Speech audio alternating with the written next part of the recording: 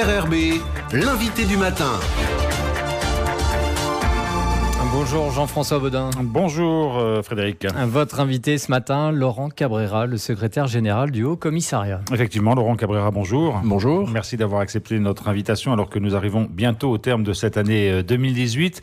Qui dit fin d'année dit toujours une question qui revient régulièrement, s'inscrire sur les listes électorales. C'est important de le faire avant la fin de l'année civile pour pouvoir voter dans l'année qui s'ouvrira ensuite. Exactement, on aura été une année d'inscription sur la liste électorale. Et là, on est dans la dernière ligne droite, puisque pour pouvoir participer aux deux élections qui vont intervenir en 2019, donc les provinciales le 12 mai et les européennes le 26 mai, il faut absolument avoir déposé un dossier de demande d'inscription avant le 31 décembre. Alors ce dossier de demande d'inscription, il concerne deux catégories de personnes d'une certaine façon, soit les personnes qui ont déménagé et qui ont donc besoin de s'inscrire ou de se réinscrire sur une liste électorale de la commune, soit les jeunes qui auront 18 ans pour l'un de ces deux scrutins. Alors pour les jeunes qui vont avoir 18 ans, c'est un petit peu différent parce qu'ils sont inscrits automatiquement. Ils n'ont pas de démarche à faire.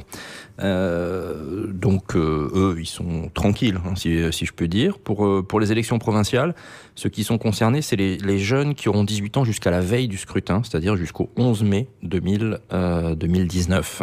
En revanche, pour les adultes, ceux qui n'ont pas 18 ans cette année, il faut vraiment faire une démarche. Voilà, alors on rappelle que sur ce scrutin provincial du 12 mai et sur le scrutin des européennes le 26, c'est pas le même corps électoral, c'est pas les mêmes personnes qui sont appelées à se prononcer et à voter. Oui, voilà. Sur le corps électoral des européennes, c'est comme le corps des élections nationales. C'est la liste générale, ce qu'on appelle. C'est la liste générale, avec en plus les ressortissants de l'Union européenne. C'est une petite particularité. Et en revanche, effectivement, pour les élections provinciales, c'est les citoyens calédoniens. Donc, c'est le corps électoral restreint. Ça veut dire que avant d'aller s'inscrire pour la liste électorale pour les provinciales, il faut vérifier qu'on répond à un certain nombre de critères. C'est pas la peine d'y aller si a priori on ne répond pas à ces critères-là. Alors d'abord, il faut se renseigner. On peut se renseigner auprès de sa mairie. On peut trouver des informations sur le site internet qu'on a mis en place, qui s'appelle élection-nc.fr. ou sur la page Facebook qui a le même nom. Donc ce qui est important de savoir, c'est qu'il faut d'abord être inscrit sur la liste générale.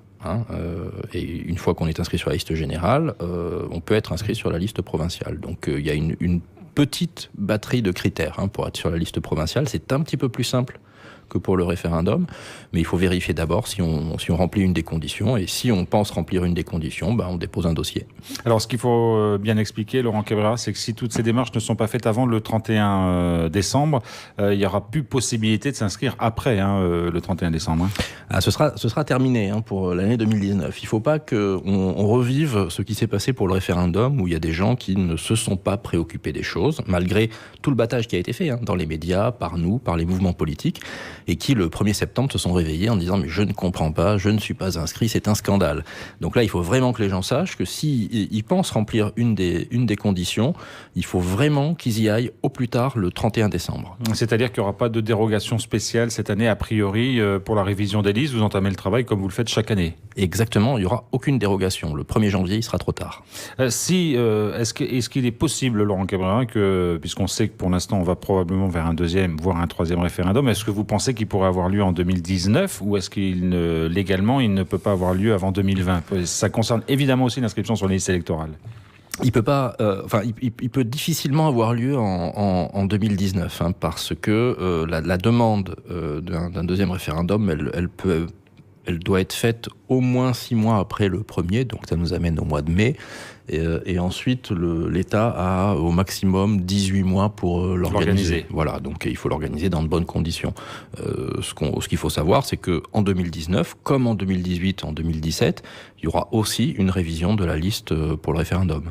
Alors, cette année 2019, il y aura la révision de la liste générale, révision de la liste provinciale. C'est toujours le même processus qui est mis en œuvre avec des magistrats qui viennent de l'extérieur, des recours éventuels, etc., etc. C'est toujours le même système ? C'est toujours le même système, avec des commissions électorales qui sont composées de 6 personnes, 5 qui votent, le cas échéant, donc le président qui est un magistrat, qui est désigné par le premier président de la Cour de cassation, un représentant du maire, un représentant du haut commissaire et 2 électeurs, qui sont généralement choisis, un indépendantiste et un non-indépendantiste. Et en plus de ça, vous avez une personne qualifiée qui est un expert de l'ONU qui qui ne votent pas, mais qui participent au débat.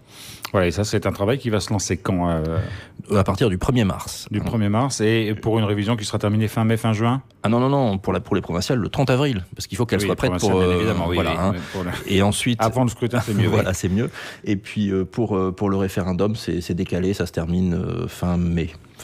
Vous l'avez dit au début de cet entretien, c'est que pour les jeunes qui vont avoir 18 ans en 2019, l'inscription est automatique. Est-ce qu'ils ont quand même intérêt à aller vérifier que cette inscription est bien faite et que peut-être avant le 31 décembre, aller se renseigner pour voir s'ils vont bien être mis automatiquement sur la liste? Est-ce qu'il y a un moyen de vérifier? Alors, dans l'absolu, moi, je leur conseillerais de déposer un dossier. C'est toujours mieux de faire la démarche, même si on n'aime jamais faire des démarches, surtout à cette saison de l'année. Ensuite, il faudra qu'ils soient très vigilants à partir de fin février, début mars, qu'ils voient avec leur mairie. Parce que la particularité pour les jeunes majeurs, donc, c'est qu'ils n'ont pas de démarche à faire et que ce sont les mairies qui constituent leur dossier d'inscription. Donc il faudra être vigilant entre début mars et fin mars. C'est la première phase qui est la plus importante. Voilà, dans tous les cas, c'est bien dans les mairies qu'il faut aller se renseigner. Au commissariat, on peut téléphoner, on peut prendre des renseignements, mais il n'y a aucune inscription possible directement auprès des services du haut-commissaire. Non. Voilà, il faut vraiment appeler sa mairie, où il y a des services élections qui pourront renseigner les personnes. Donc ça, c'est la première phase. Pour les inscriptions, donc la date limite, c'est lundi 31 décembre. Donc les mairies, elles seront ouvertes mercredi, jeudi et vendredi. Donc ça va assez vite. Et puis certaines mairies seront ouvertes aussi samedi et lundi. Donc il faut se renseigner auprès de sa mairie.